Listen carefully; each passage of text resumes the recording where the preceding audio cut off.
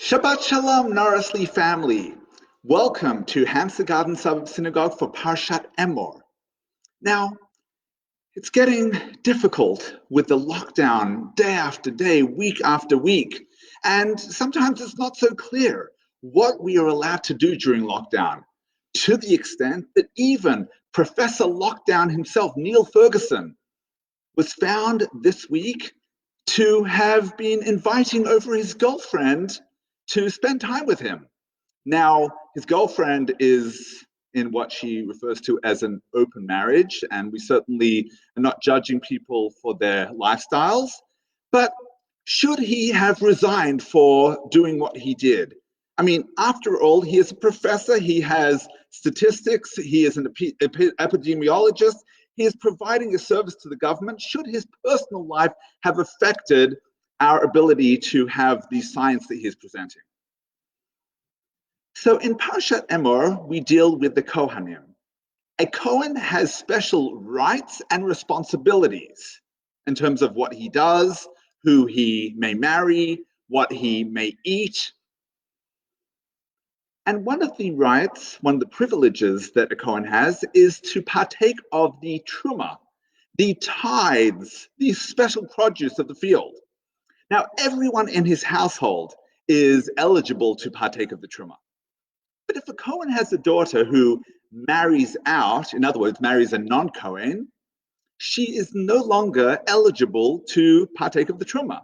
The Torah says, "V'chol zar lo yochal kodesh." Anyone who is strange shall not eat the consecrated food. Then the Torah goes on to tell us that if she's married to an Israelite, she may not partake of the truma, the tithes. But let's say if she were divorced or widowed and she had no children, no ties to the Israelite family.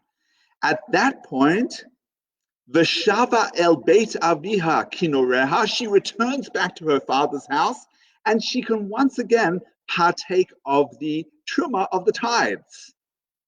And the Torah concludes, V'chol zar lo yochal bo, and no stranger may eat of it, which is a repetition. The Torah already told us that a stranger, a non-Kohen, may not eat the tithes, and then the Torah repeats it. Why is the Torah repeating this prohibition?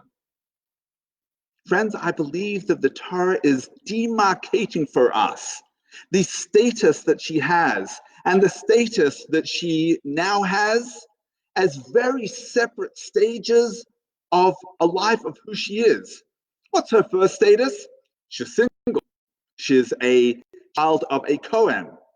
She then gets married and she has a new status, that of a non-Kohen family. She's widowed or divorced. New status. She is allowed to partake of the truma, once again part of that priestly family.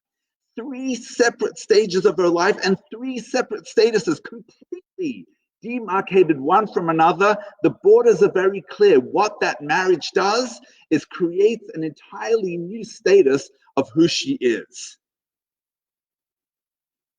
Here's the thing. When Professor Neil Ferguson had his girlfriend over, understand she's in an open marriage. So it shouldn't be a big deal when you think about it. If he personally is keeping an open lockdown, then what's the big deal? I mean, so he has people over. He's in an open lockdown. As long as he's comfortable with his open lockdown, then it should be fine. It should not be a big deal. Now, of course, that's ridiculous because there's no such thing as an open lockdown. An open lockdown is a contradiction in terms. And likewise, friends, open marriage, says the Torah, is a contradiction in terms. Either you're married or it's open. Like the Torah says, marriage demarcates those borders to make you a new individual. Once those borders are open and unclear, it's not marriage. You might have a piece of paper, but it's not marriage in terms of those clear lines of demarcation. You know, I don't know how many of you know, but I'm actually an open vegan. It means I have a deal with my vegetables that From time to time, if I want to have some meat, it's fine. We're in an open relationship. It's an open veganism. I'm also an open teetotaler. So, generally, my relationship is strong. But if I want to have a little schnapps, that's okay. No, it's not okay. It makes no sense whatsoever. Because once we open those borders, the definition doesn't make any sense anymore. And that's what we have the Torah for. The Torah provides us with clarity. It allows us to be able to see the difference between day and night, the difference between light and dark, the difference between kosher and not kosher. Imagine somebody said to you, I'm an open kosher. I do kosher, but then a little McDonald's on the side. Or I do open Shabbat. What do these things mean?